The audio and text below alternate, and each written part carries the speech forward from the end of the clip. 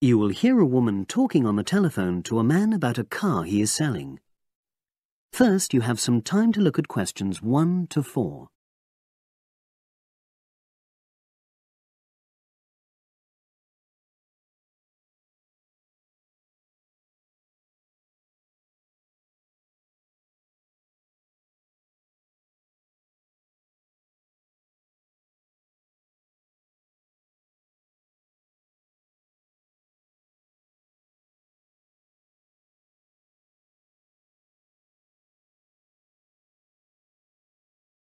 You will see that there is an example which has been done for you. On this occasion only, the conversation relating to this will be played first.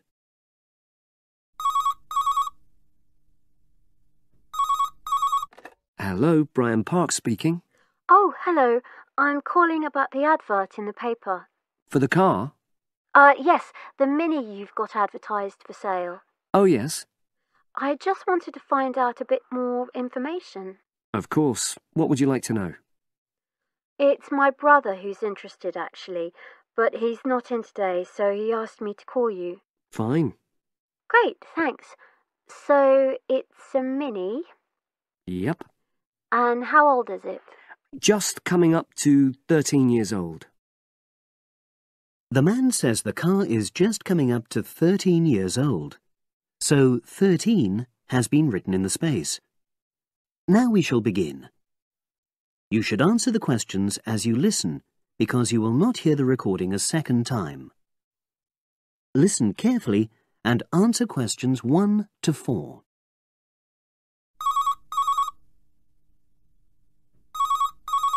Hello, Brian Park speaking. Oh, hello. I'm calling about the advert in the paper. For the car? Yes, the Mini you've got advertised for sale. Oh, yes. I just wanted to find out a bit more information. Of course. What would you like to know? It's my brother who's interested, actually, but he's not in today, so he asked me to call you. Fine. Great, thanks. So, it's a Mini? Yep. And how old is it? Just coming up to 13 years old. And I seem to remember from the ad that it's grey. That's it. Doesn't show the dirt. Absolutely. Anyway, the colour shouldn't be a problem for Jeff. You know, the important thing is the quality. Yes, of course. And what about mileage? With it being pretty old, it's probably over 100,000? Actually, it's 40,000 less than that. 62,000 on the clock. Great. I remember now. I'm confusing it with another ad I was looking at. Right. Pleasant surprise then. Yeah. Have you been the only owner, or was there a previous one? I'm the second one. Before, it was owned by a teacher who was a very careful driver. Didn't have any accidents. Very good. And what about you? What do you tend to use it for? I haven't used it all that much, mostly for shopping. You know the sort of thing. So not much wear and tear. I'll make a note of that. I know Jeff wanted me to check that. Right. Before you hear the rest of the conversation, you have some time to look at questions 5 to 10.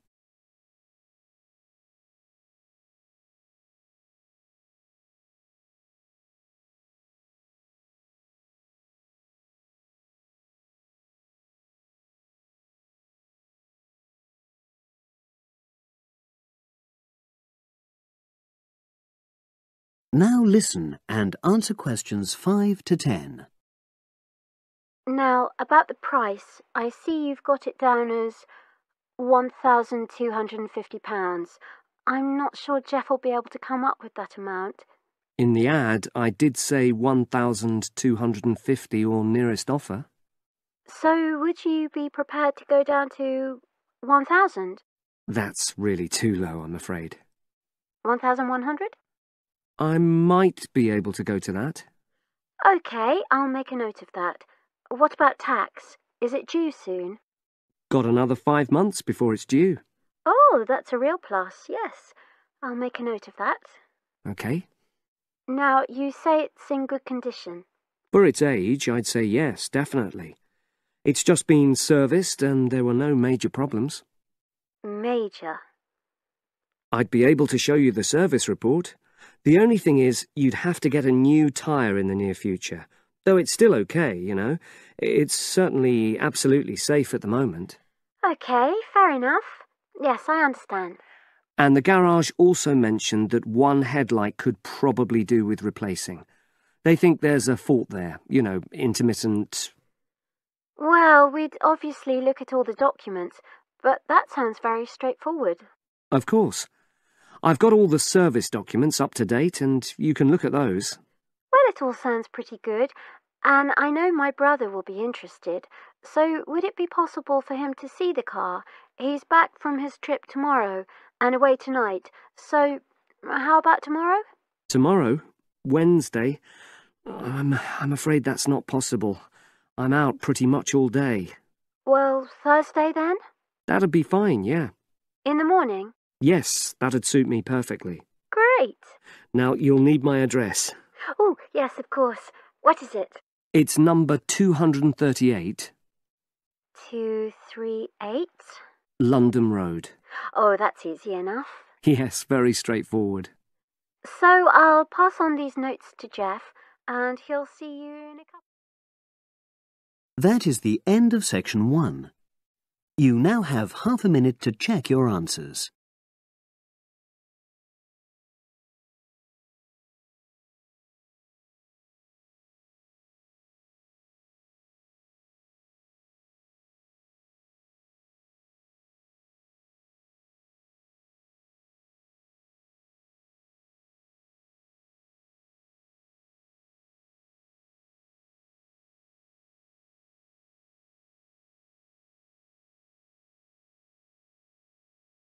Now turn to section 2.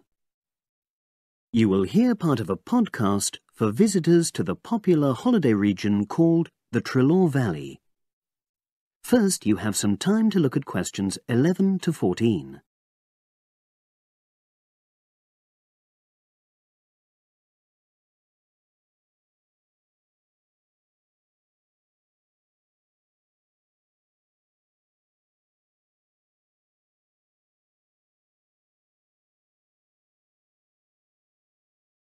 Now listen and answer questions 11 to 14. The valley and estuary of the River Trelaw forms an unspoilt, beautiful landscape, rich in both wildlife and sites of historic interest. There are many ways to explore the area, and public transport links are good. It is possible to leave your car behind and travel by boat, train, or bus, with just short walks in between stops. The Trelaw Valley Passenger Ferry runs between villages along the river estuary and provides a link with a train station at Barry, which is about 10 minutes' walk from the riverside village of Calton. In the past, the river was the main form of transport in the area, and as in the past, today's ferry service operates according to nature. The river estuary is tidal, and so the ferry timetable differs from day to day, according to the times and height of the tide. The ferry is also seasonal, normally running between April and September, depending on the weather. A timetable for the whole year can be downloaded from the internet by visiting www.trelawferry.co.uk. If you just want to sit and relax and enjoy the lovely scenery, you can take a river cruise to Calton and back from the nearby city of Plymouth. In the past, steamships brought early tourists along the same route. Queen Victoria and her family enjoyed such a trip in 1856. The journey is quicker these days. The round trip takes between 4 and 5 hours, depending on tides and weather. If you prefer, you can travel upriver by boat and return to Plymouth by train. All cruise boats and trains have wheelchair access. For more information and for departure times, ring Plymouth Boat Cruises on 017-528-23104. Trains run several times a day throughout the year between Calton and Plymouth, with various stops in between. They are used by both local commuters and tourists who want to enjoy the beautiful scenery. The highlight of the journey is crossing the river on the stunning viaduct, which was built at the beginning of the 20th century and towers 120 feet over the water. It is unnecessary to book, and tickets can be bought on the train. For information about fares and timetables, contact National Rail Enquiries by phone or online. The bus service in the Treloar Valley now connects all train stations and villages in the area. Especially for holidaymakers, there's a Rover ticket which can be used at weekends and on national holidays and allows unlimited journeys on those days. The Rover ticket provides great value for money and is now even cheaper than it was last year. An adult ticket costs £5.50 a day. Senior citizens can travel for £4.50, and a family ticket for up to 5 people costs just £12. Tickets can be bought on the bus. Now you have some time to look at questions 15 to 20.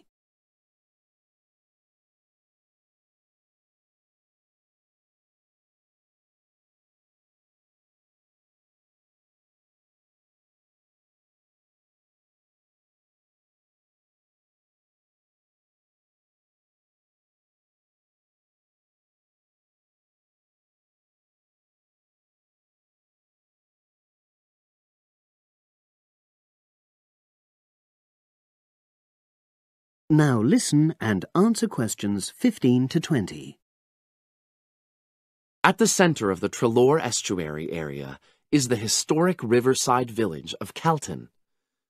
The main road comes into the village from the south, and for those of you who are arriving by bus, it turns left just before the bridge and stops in the lay-by on the left-hand side. From there, it's just a short walk to Calton's various attractions. If you're arriving by car, you have to leave it in the main car park. Go over the bridge and take the first turning on the right. Then go on until you come to the end of that road. It's the only place to park in Calton, but there's no charge. If you're interested in local history, there's a museum in Calton with farming, fishing, and household implements from the late 19th century. As you come in from the south, cross the river and go straight on the same road until you reach the end. Also, on the subject of history, you can go and see the old mill, which has recently been renovated and put back into use. Turn left before you come to the bridge. Then go straight on and then take the first turning on the right. This leads straight there. If you're interested in arts and crafts, there's a potter's studio where you can watch the artist at work. After crossing the bridge, turn left, and it's the second building on the left. Finally, when you feel in need of refreshments, there's a cafe opposite the old boathouse and a picnic area near the mill. That is the end of section 2. You now have half a minute to check your answers.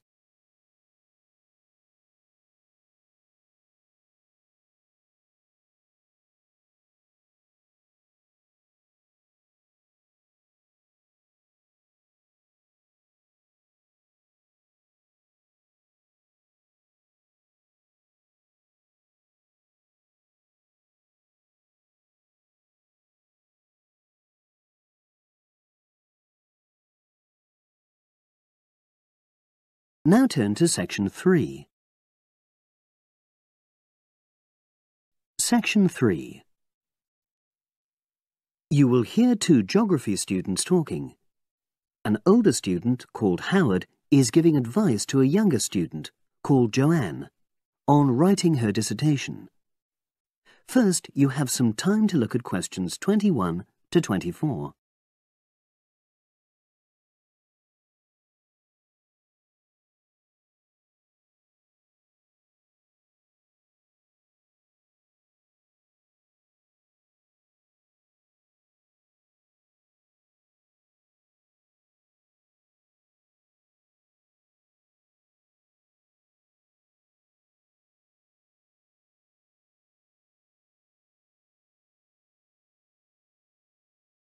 Now listen and answer questions 21 to 24. Hi, Howard. I haven't seen you for a while. Hi, Joanne. Yeah, they're keeping us really busy on the postgraduate programme. But how are you? You'll be starting your dissertation soon, won't you? Yeah, tutorials start next week. I've got Dr. Peterson. You'll remember it all from last year, of course. It's not something you forget easily. Oh. But seriously, although I didn't expect to enjoy writing my dissertation, and in fact I didn't really find it much fun, I wouldn't have missed the experience. I found it really improved my understanding of the whole degree programme, you know, from the first year on. Right. So, what are you doing yours on? Glaciated landscapes. Although I haven't decided exactly what aspect yet. I did mine on climate systems, so I can't help you much, I'm afraid. But you'll be fine once you start your tutorials. Dr. Peterson will help you focus. I know, and he'll set me deadlines for the different stages, which is what I need. My concern is that I've got tons of material on the topic, and I won't be able to stick to the word limit, you know. I remember I had different concerns when I was doing my dissertation. Last year? Yeah, before my first tutorial, I did a lot of fairly general reading because I hadn't fixed on my topic at that stage. I actually enjoyed that quite a lot and really improved my reading speed, you know, so I was getting through a lot of material. I was frightened I wouldn't remember it all, though, so I got into the habit of making very detailed notes. So, did you find your tutor helpful in getting you started? Yeah, we certainly had some interesting discussions, but it's funny, I saw a brilliant programme about climate change, and it was that really fired me up. It was talking about some recent research which seemed to contradict some of the articles I'd been reading. Now you have some time to look at questions 25 to 30.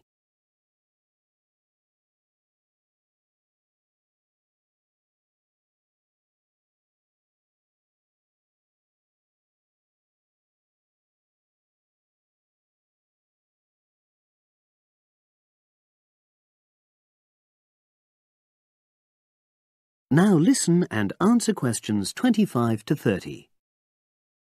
So you say your tutorials start next week? Yeah. Well, the first month's crucial. You've got to meet your tutor and decide on your focus, but don't become too dependent on him. You know, don't see him every week, only when you want to check something. Right. Once you've got the focus, you've got to get reading. It's helpful to look through the bibliographies for all the course modules relating to your topic, and get hold of any books you think you'll need. I haven't got much money. I mean, get the books from the library, far better. And I suppose I should prepare a detailed outline of the chapters? Yeah, absolutely. But don't feel you have to follow it slavishly. It's meant to be flexible. OK. Now, I'm someone who likes to get writing quickly. I can't just sit and read for a month. Not like me, then.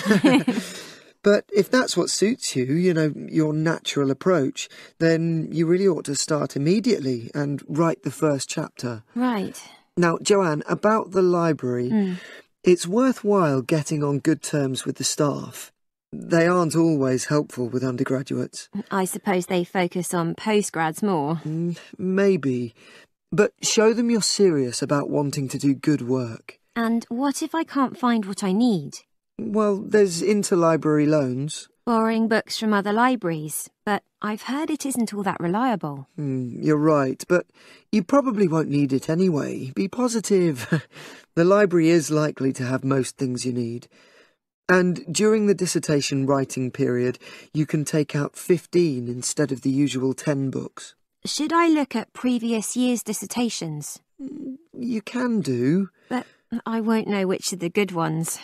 The library only keeps the best, and the staff can advise you. Are they willing to do that? Oh, yeah. And I'm worried about getting journal articles from the electronic library. Well, have you tried to find any yet? No. Well, you should. It's really straightforward. That's obviously something I'll have to look into.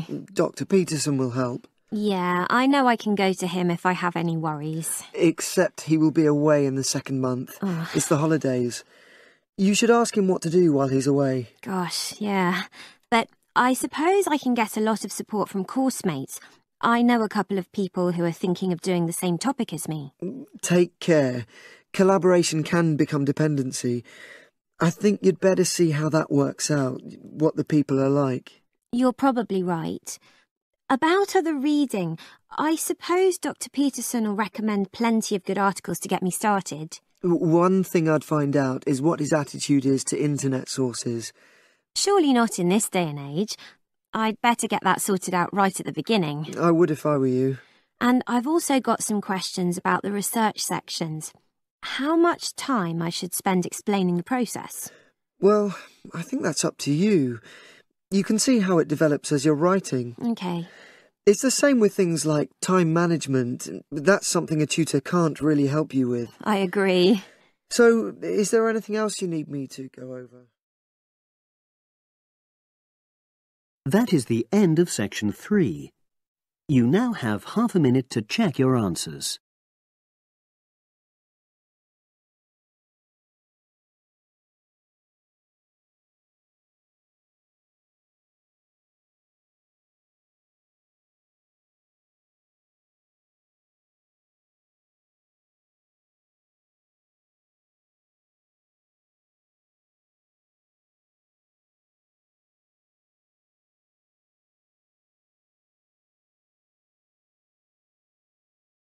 Now turn to section 4.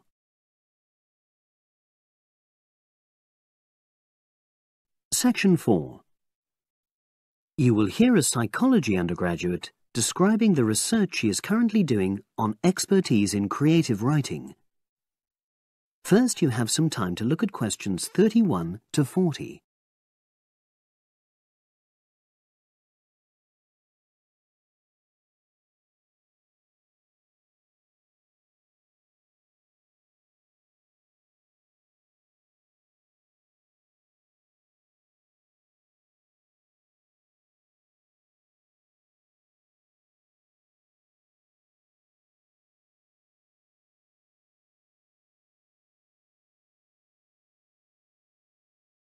Now listen and answer questions 31 to 40.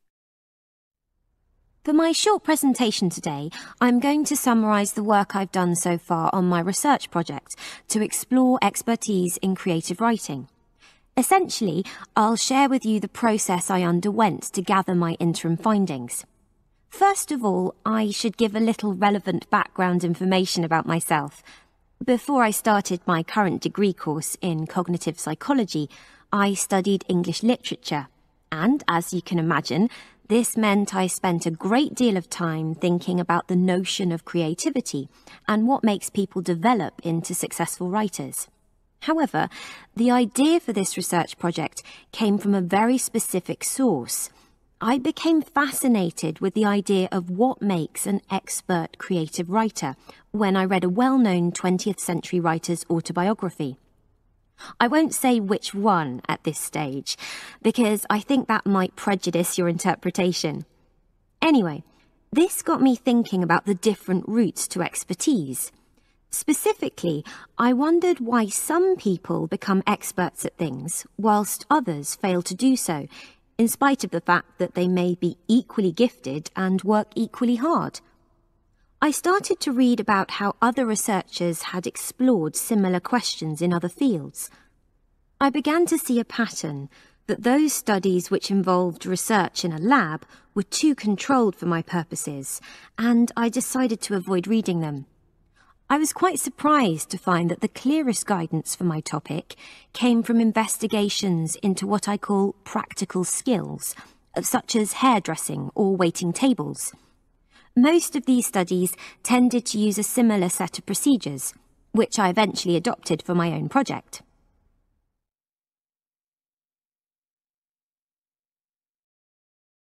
I'll now explain what these procedures were. I decided to compare what inexperienced writers do with what experienced writers do. In order to investigate this, I looked for 4 people whom I regarded as real novices in this field, which proved easy, perhaps unsurprisingly. It proved much harder to locate people with suitably extensive experience who were willing to take part in my study. I asked the first four to do a set writing task and, as they wrote, to talk into a tape recorder, a technique known as think aloud. This was in order to get experimental data. Whilst they were doing this, a research assistant recorded them using video. I thought it might be helpful for me in my transcriptions later on. I then asked 4 experienced writers to do exactly the same task. After this, I made a comparison between the 2 sets of data, and this helped me to produce a framework for analysis. In particular, I identified 5 major stages which all creative writers seem to go through when generating this genre of text. I think it was fairly effective, but still needs some work, so I intend to tighten this up later for use with subsequent datasets. I then wanted to see whether experienced writers were actually producing the better pieces of writing. So I asked an editor, an expert in reviewing creative writing, to decide which were the best pieces of writing. This person put the 8 pieces of work in order of quality, in rank order, and using his evaluations, I was then able to work out which sequence of the 5 stages seemed to lead to the best quality writing. Now, my findings are by no means conclusive at this point. I still have a long way to go, but if any of you have any questions, I'd be happy to answer them and go. That is the end of section 4. You now have half a minute to check your answers.